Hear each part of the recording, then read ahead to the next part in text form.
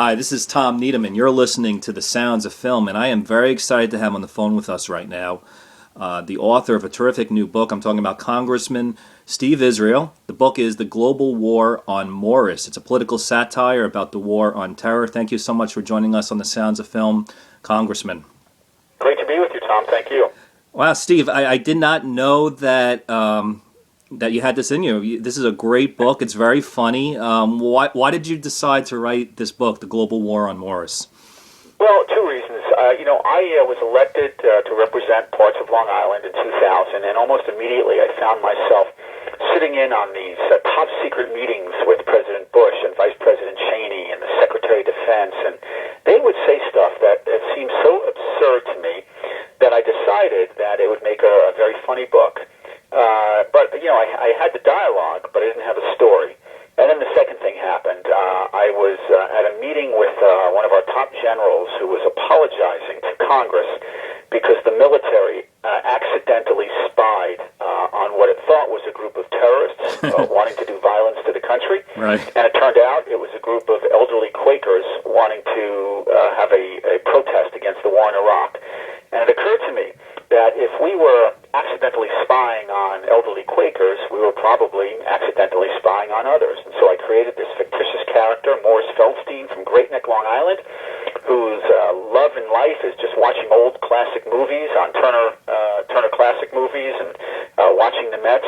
And because of an accident by our surveillance system, he's accused by the government of being a major terrorist. And it's just a satirical story of how Washington goes after this poor guy, Morris Feldstein, who never hurt a fly.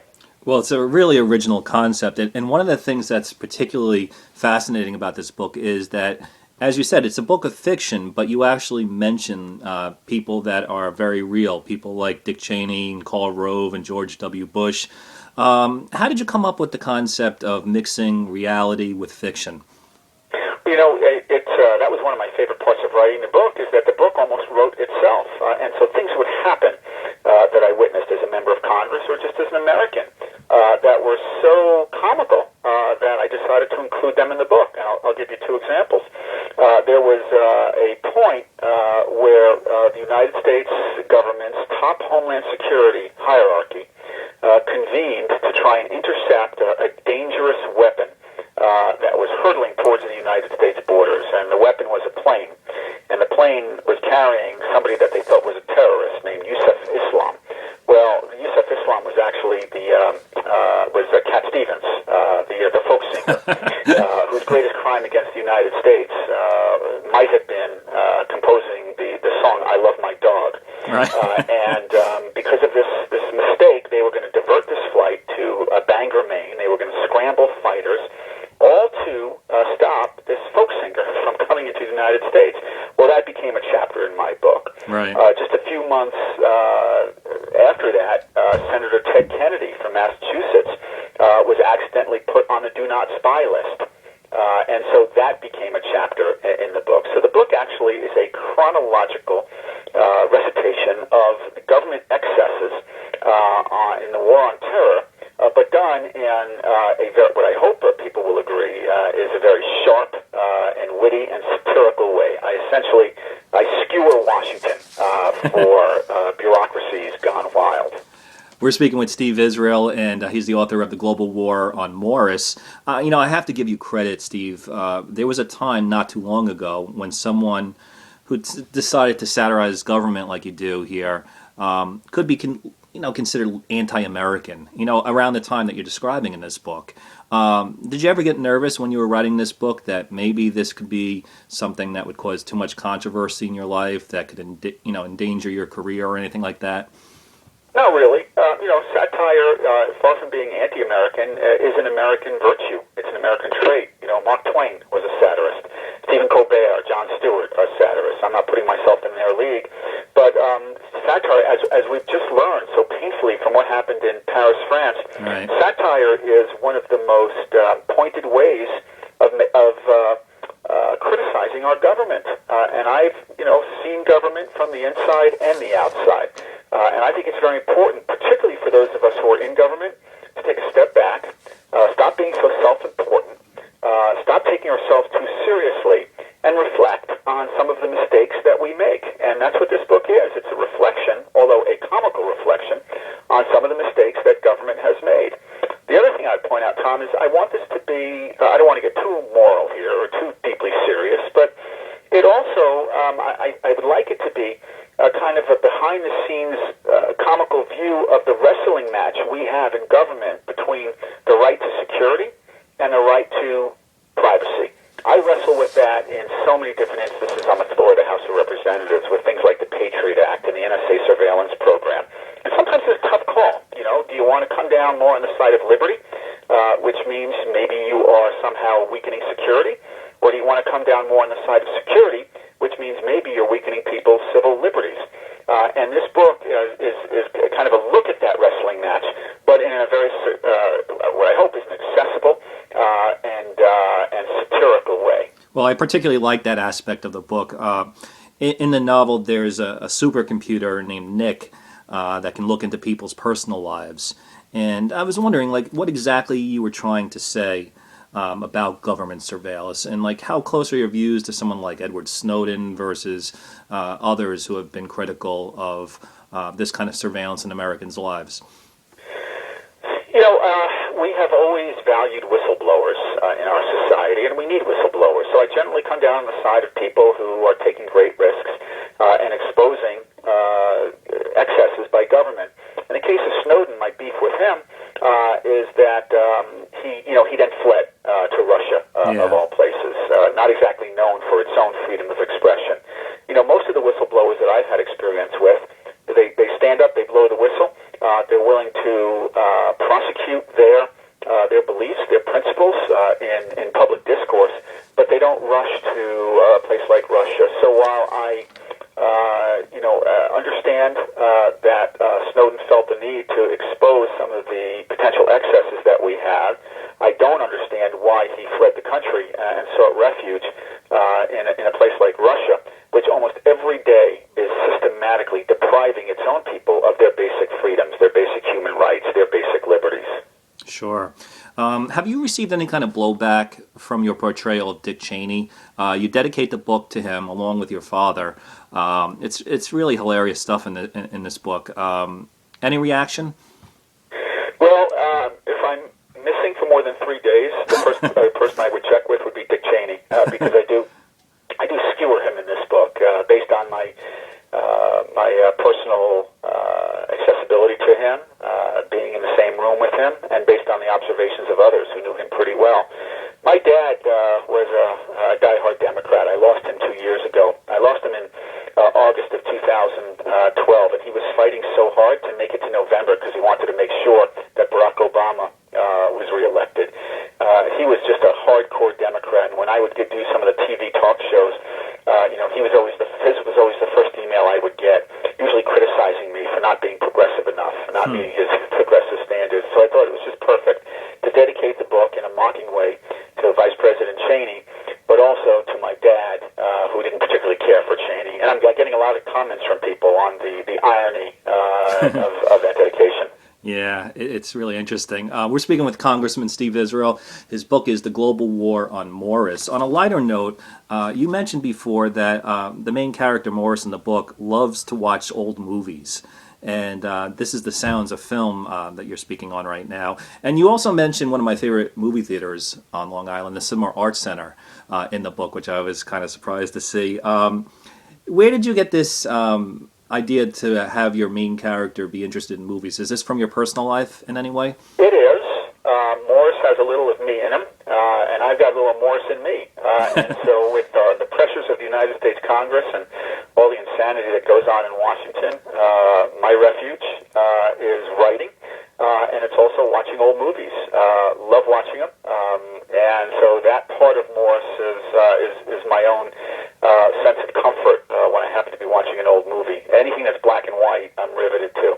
The Cinema Arts Center, of course, is just a cultural gem on Long Island. And in the book, Morris's wife, Rona, is commenting angrily that Morris never wants to do anything. Morris just wants to sit and watch his old movies. And so she talks about how one day she decided to see if she could get Morris out of his recliner, away from Turner Classic Movies, to go to the Cinema Arts Center,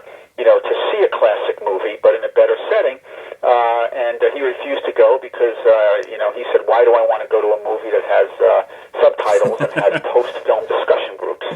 So that gives you a sense of Morris, and at the same time, Rona. Yeah.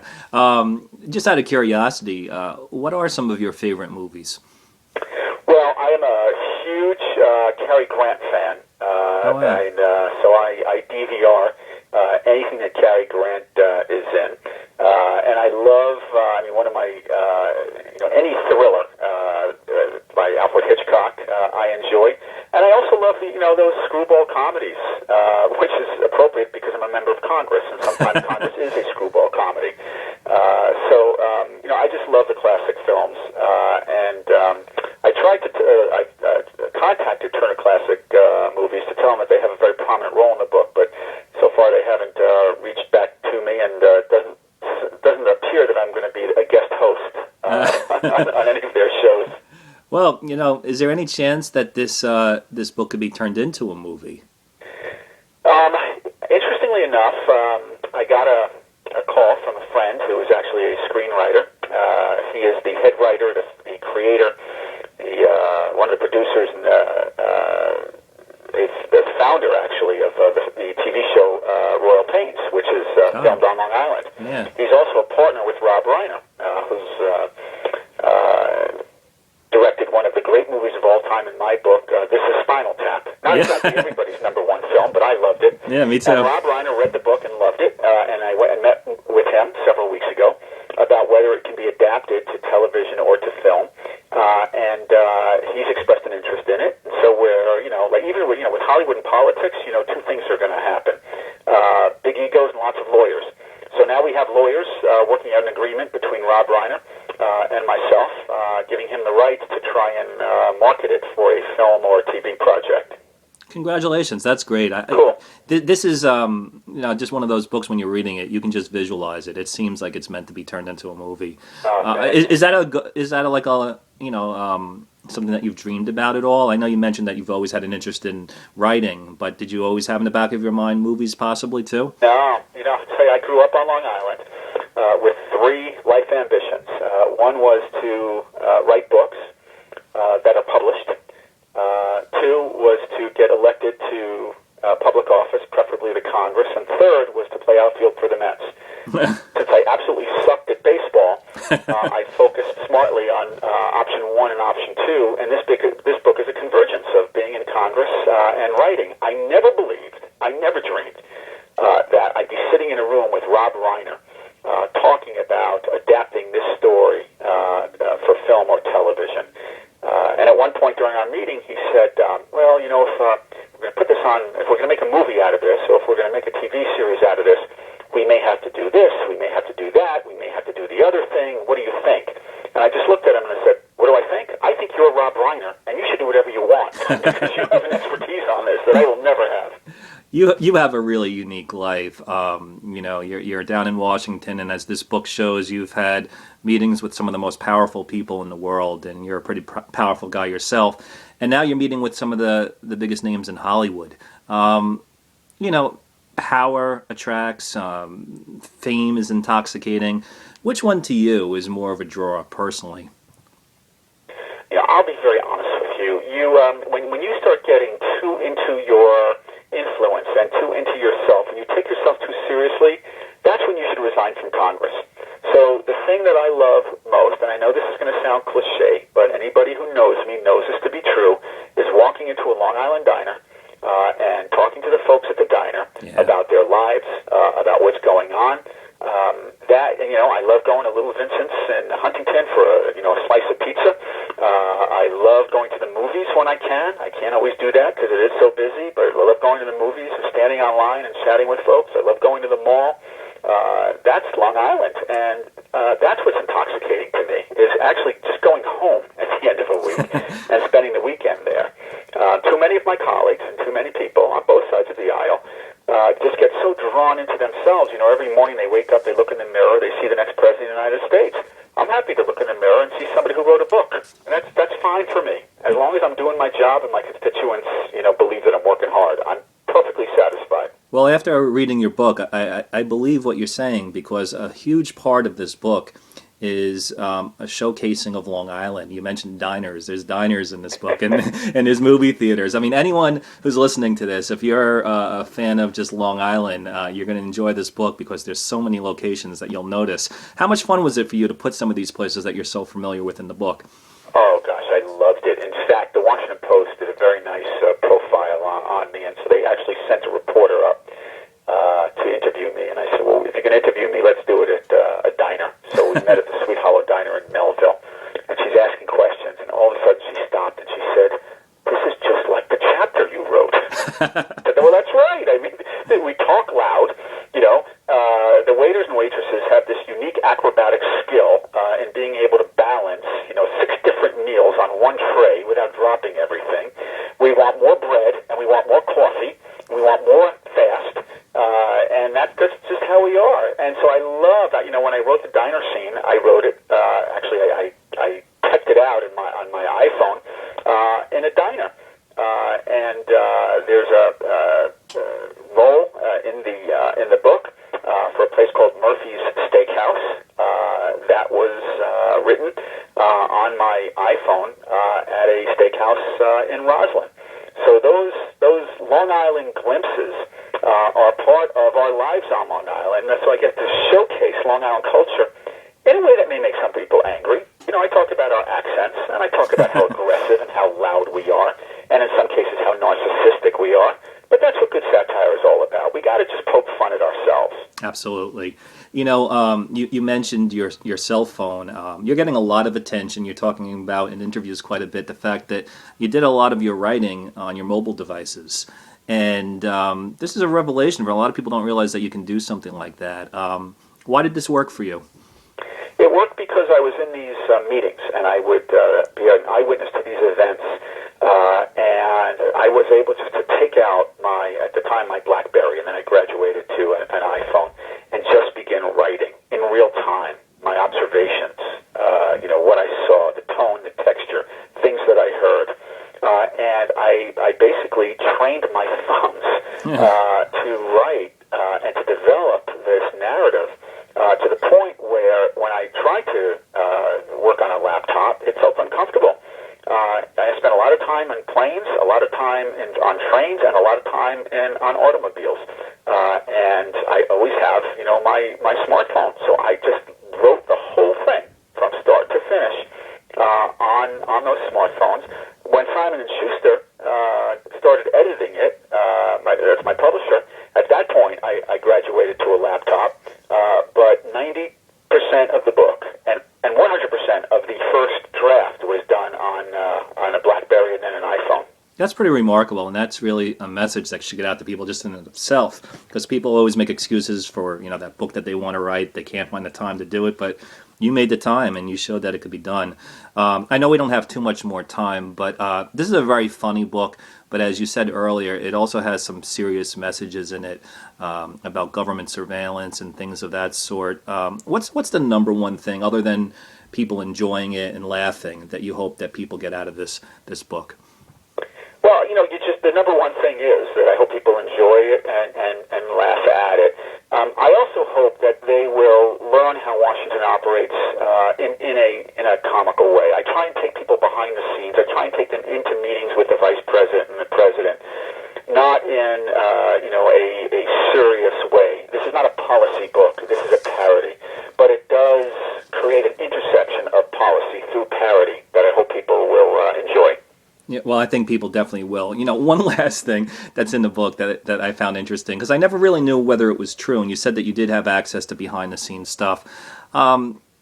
You mentioned Dick Cheney having like this continuation of government bunker or whatever you want to call it. Is that real? And tell us a little bit about that. So there was actually something called COG, continuation of government, and it was properly developed as a response to a catastrophic attack on the United States, where there would be an order of succession, and the government would continue to operate. In the book, I talk about the fact that Cheney's continuation of government essentially called for him to be whisked away to a safe underground bunker, away from the White House where the bombs would be falling, while President Bush, remained in the White House where the bombs were falling, which is my way of indicating that Dick Cheney really did believe that he was running the country. And President Bush may have had the title president, but in real life, I think that many people thought that it was Cheney who was calling the shots. All right. Well, I want to thank you so much for some of the insight that you give into how things really work in Washington and for providing some really good entertainment. It's a very fun book, as I said. We've been speaking with Steve Israel, Congressman. He's the author of The Global War on Morris. And as I said, lots of great scenes in this book taking place on Long Island. So definitely check out this book. Thanks again, Steve, for joining us on The Sounds of Film. Thank you.